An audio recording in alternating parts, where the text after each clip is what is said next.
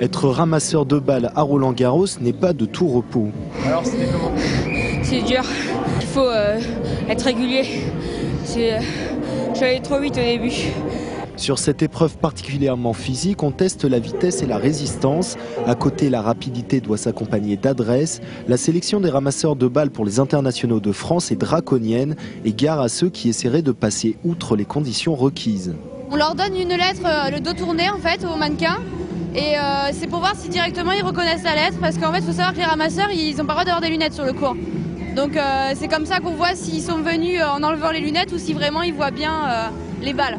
Être sportif, être adroit, avoir une bonne vue sont les qualités recherchées chez les 12-16 ans volontaires. Il ne faut pas être trop grand non plus, discrétion oblige. Et le mental jouera aussi pour ceux qui seront sur le court aux côtés des plus grands du tennis international. Le ramasseur de balles, il est comme le joueur, il est vachement concentré sur son ramassage de balles. Il fait très attention au joueur pour ne pas le gêner. Le joueur, il parle pas au ramasseur, il lui fait des signes. Donc il faut que le jeune comprenne les signes des joueurs. À quel moment le joueur veut la serviette, à quel moment il veut la boisson. Ce week-end, c'était au tour des Franciliens de passer les sélections. Ils étaient 2000 à se proposer, 7000 pour toute la France. Ils ne seront au final que 300 à participer au prochain Roland-Garros. Car être ramasseur de balles, ce n'est pas donné à tout le monde.